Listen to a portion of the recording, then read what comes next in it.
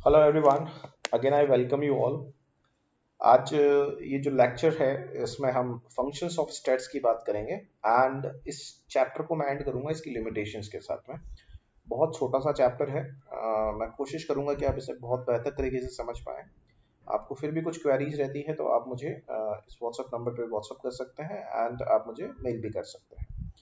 So let's start with the major functions of stats, जो एक बहुत इंपॉर्टेंट पार्ट भी। यहाँ पे आप देख सकते हैं कि मैंने फंक्शंस को बहुत उनके टेक्स्ट एक्सप्रेस किया है, एक्सप्लेन कर दिया है। मैं एक बार हाइलाइटर ले लेता हूँ, आपको ज़्यादा कंफर्टेबल फील होगा।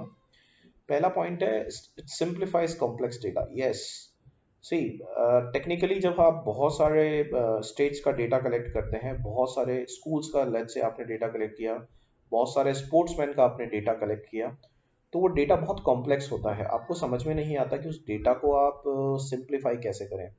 तो स्टैट्स उस डेटा को सिंप्लीफाई कर देगा। मैं आपको एक बहुत सिंपल सी ट्रिक या टेक्निक जो आपने शायद खुद ने एग्जीक्यूट की होगी कई बार। आप एक्सेल सीट में जब कोई डेटा रखते हैं, लेट्स से कि आपकी स्कूल या आपके कॉलेज में दो 2000 स्टूडेंट्स हैं। अब वो 2000 स्टूडेंट का डेटा आपके पास बहुत हैphazard है, आपको सिस्टमैटिक नहीं है, बहुत कॉम्प्लेक्स डेटा है। बट उस कॉम्प्लेक्स डेटा को आप सिंप्लीफाई कर सकते हैं। कैसे कर सकते हैं?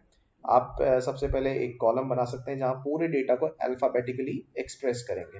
यानी कि आपने पूरे डेटा को अल्फाबेटिकली अरेंज कर लिया। ये आपकी फर्स्ट टेक्निक हो गई जिससे आपने डेटा को सिंप्लीफाई कर लिया। उसके बाद आप उस डेटा को क्लास वाइज एक्सप्रेस कर सकते हैं। दैट मीन्स फर्स्ट कैटेगरी आपने बना दी अल्फाबेटिक, सेकंड कैटेगरी आपने बना दी क्लास वाइज, फिर क्लास में आप परसेंटेज वाइज भी बात कर सकते हैं। तो आप क्या कर रहे हैं? उस डेटा को सिंप्लीफाई कर रहे हैं, कॉम्प्लेक्स डेटा। दूसरा पॉइंट देखिए, stress presents the fail in a definite form. That you can say, see, by stating conclusion in a numerical or quantity form we can achieve definiteness. आप एक एक idea लगा सकते हैं किसी कंडीशन के बारे में स्टेट्स की हेल्प से, कि बिल्कुल डेफिनेट नहीं कह सकते आप कि ऐसा ही होगा, बट यस, आप एक नॉमिनल या एवरेज एक्यूरेसी तक वहां तक पहुंच सकते हैं। तो स्टेट्स आपकी कहीं ना कहीं उस चीज में हेल्प करता है। अगला पॉइंट, आप इसका एक एग्जांपल भी ले सकते हैं। लेट्स से कि स्कूल ने कुछ एडिशनल क्लासेस या किसी कॉलेज ने बच्चों के लिए एग्जाम के टाइम पे additional classes, extra classes arrange करी, और स्कूल ने, अब उस कॉलेज ने आइडिया लगाया कि इसकी वजह से उनका रिजल्ट 30% से इम्प्रूव हो जाएगा। अब ये 30% एक आइडिया है, आप ये नहीं कह सकते कि हाँ 100% ऐसा होगा। That is not fact. तो आपको एक आइडिया दे देता है। अगला पॉइंट आप देख सकते हैं, it provides techniques of comparison. Yes, stats में आप डेटा को बहुत इजीली कंपेयर कर सकते हैं। आप परसेंटेज के ग्राउंड पे उसे कर सकते हैं, आप फिजिकल फिटनेस के ग्राउंड पे कंपैरिजन कर सकते हैं, आप लोगों की इनकम के ग्राउंड पे उन पे बीच में कंपैरिजन कर सकते हैं।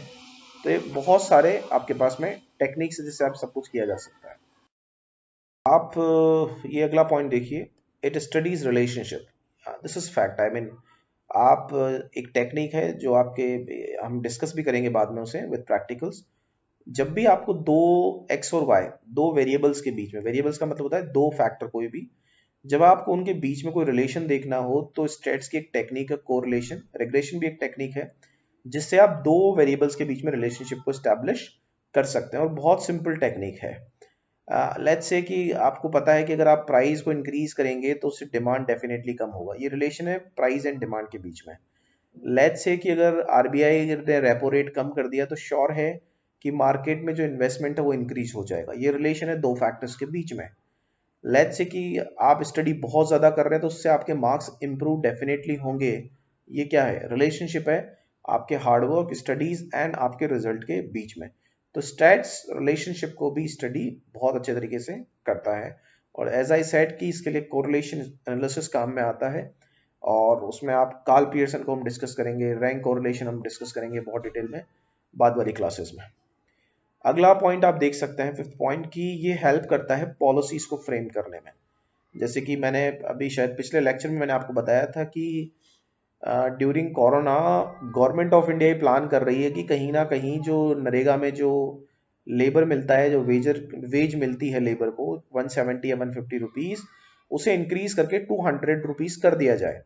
अब ये पॉलिसी जब गवर्नमेंट फ्रेम करेगी तो ऐसा नहीं है कि ये डिसीजन बहुत इजीली हो जाएगा, बिकॉज गवर्नमेंट के ऊपर रेवेन्यू का प्रेशर बहुत आएगा, एक्सपेंडिचर गवर्नमेंट के बहुत इंक्रीज हो जाएंगे, शूट अप हो जाएंगे।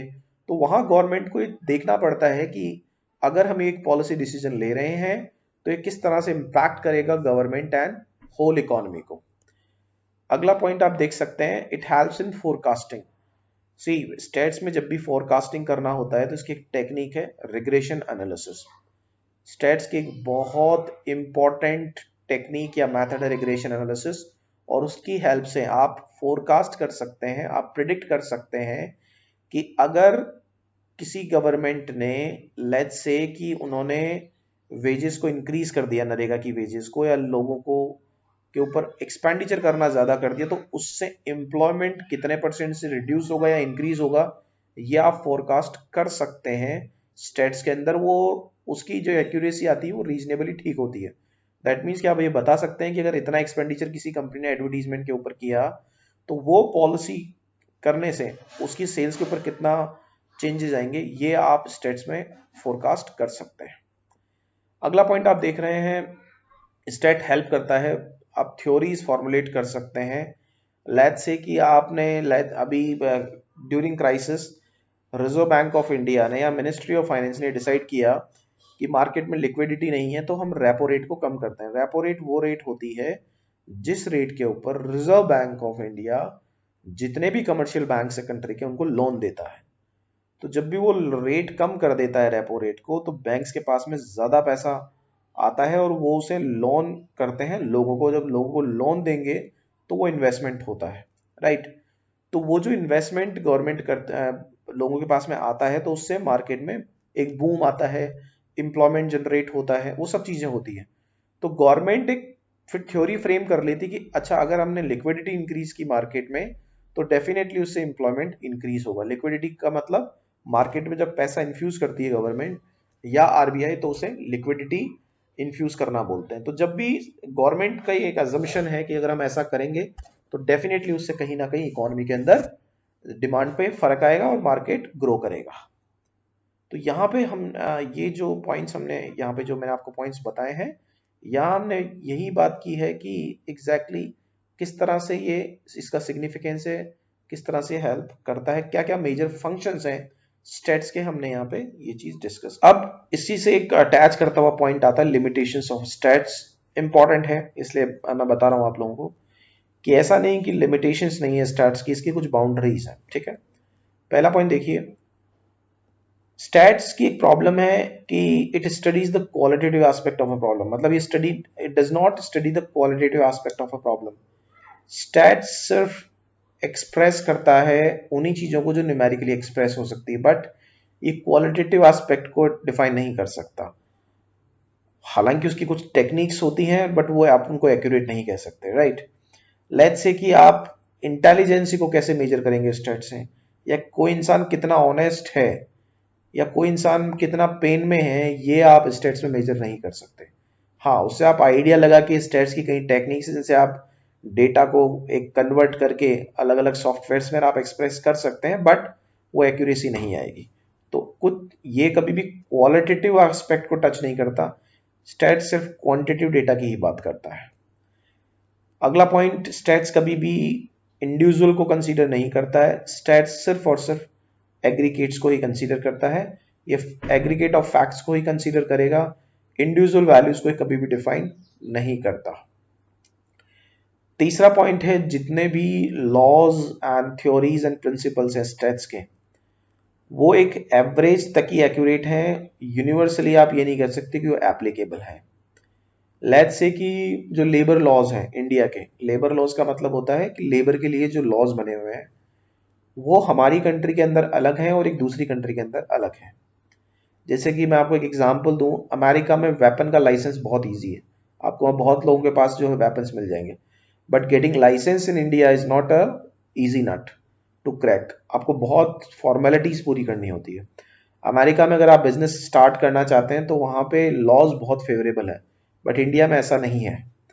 तो आप स्टेट्स जो है वो हमेशा और हमेशा आप ये नहीं कह सकते कि उसकी जो थ्योरीज और प्रिंसिपल्स है वो हमेशा एक्यूरेट होंगे, ऐसा ज़रूरी नहीं है। Stats can be misused.